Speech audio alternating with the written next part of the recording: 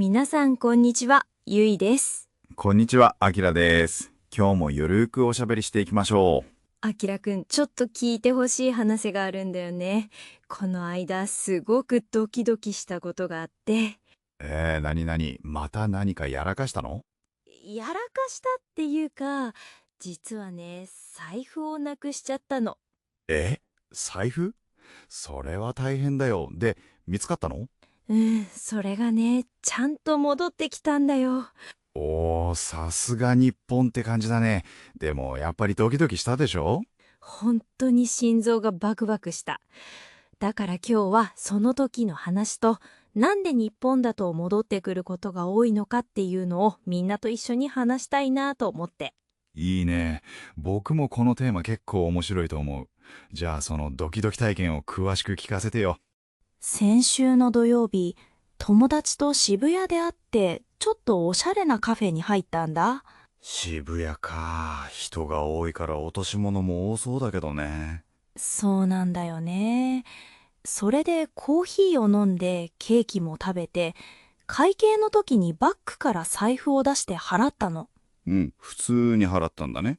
で、その後二人でお店を出て、30分くらい歩いてから次のお店に入ろうとした時に、あれってなったの。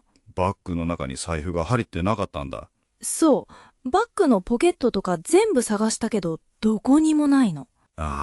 その時の気持ちわかるな。僕も一度駅でスイカをなくした時頭が真っ白になったよ。本当に頭が真っ白。現金もカードも入ってるし、どうしようって。友達も、さっき払ったよねって一緒に慌ててくれて。友達がいてくれてまだよかったね。一人だったらもっとパニックだったかも。ほんとそう。それでね、気持ちを落ち着けてどこでなくしたか考え始めたんだよね。うん、冷静になるのが大事だよね。で、思い出せたの？最後に財布を見たのはあのカフェで会計した時だってすぐに思ったの。もしかしてテーブルに置きっぱなしにしちゃったとか？そうなんだよ。多分財布をバッグに戻さずに椅子の上かテーブルの端に置いてそのまま店を出ちゃったんだと思う。あちゃー。おしゃべりに夢中で忘れちゃうことあるよね。友達との話がすごく盛り上がってて全然気づかなかった。その気持ちすごくわかる。でも渋谷のカフェだよね。誰かが持って行っちゃう可能性もあるし、すごく不安だったんじゃない？すごく不安だった。でもとりあえず友達がカフェに電話してみようって言ってくれて。それはいいアイデアだね。スマホですぐ検索できるしね。そう、カフェの名前を検索して電話番号を見つけてすぐにかけてみたの。でもなかなかつながらなくて余計にドキドキした。電話って繋がらない時間が長いほど不安になるよね。本当に。でもやっと店の人が出てくれたんだ。どうだった？財布のこと聞けたの？電話で、すみません、さっきそちらで食事をしたものなんですが、もしかして財布の忘れ物がありませんかって聞いたんだ。おー、ちゃんと敬語で言えたんだね。店員さんの反応は？店員さんがね、少々お待ちくださいって言って確認に行ってくれたんだけど、その間がすごく長く感じて。待ってる時間ってすごく長いよね。僕も駅の忘れ物センターで同じ経験あるよ。で、店員さんが戻ってきて、申し訳ございません。今のところお預かりしているお財布はないようですって。じゃあなかったの？それはショックだね。すごくショックだった。でも諦めきれなくて、友達がとりあえずカフェに戻ってみよう。もしかしたらテーブルの下に落ちてるかもしれないしって言ってくれて。なるほど。現場に戻るのが確実かもね。で、急いで戻ったんだ。早歩きで戻ったよ。心の中でずっと、ありますように、ありますようにって祈ってた。気持ちがすごく伝わるよ。カフェに着いたらどうしたの？お店に着いて、さっき電話で話したのと同じ店員さんに、もう一度財布を忘れたかもって伝えたんだ。直接行くと話が早いよね。店員さんも状況わかってたし。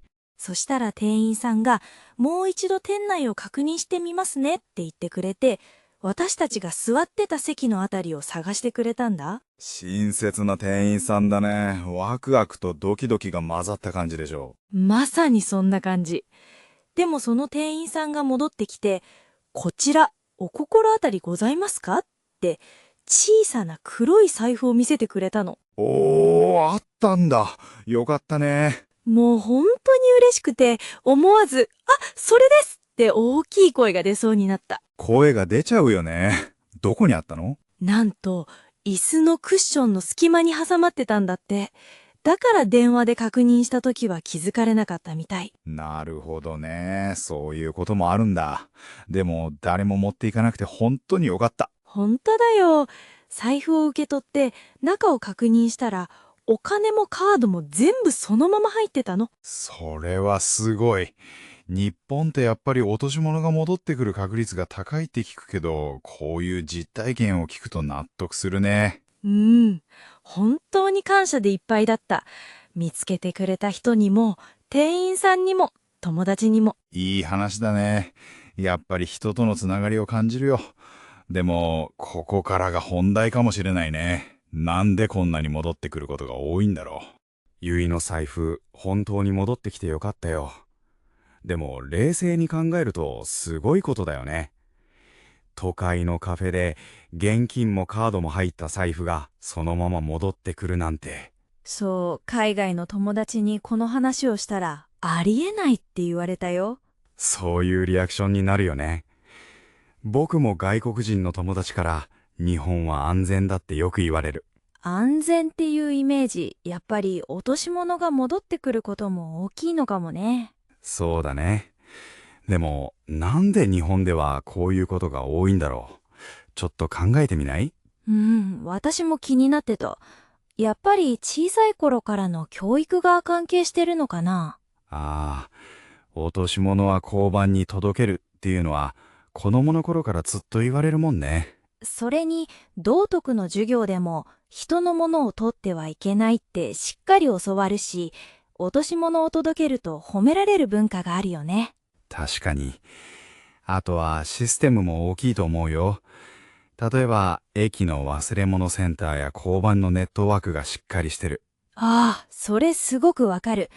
拾った人がどこに届ければいいかすぐわかるもんね。日本には持ち主の気持ちを考えるっていう感覚が強い気がするんだ。それすごく共感する。財布を落とした人は絶対に焦ってるし、お金だけじゃなくて思い出の写真とかが入ってるかもしれないしね。そう。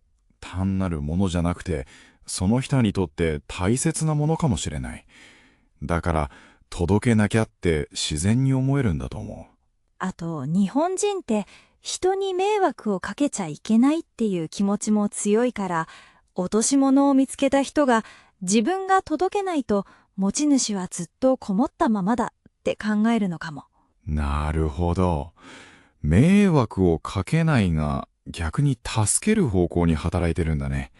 面白い視点だ。それと、さっきあきらくんが言ったシステムの話も大事だよね。小学校とかでも落とし物コーナーがあってちゃんと管理されてる。そうそう。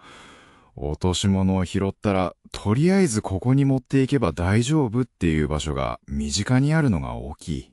交番もコンビニみたいにたくさんあるもんね。私、子供の頃におもちゃを拾って交番に届けたことがあるんだ。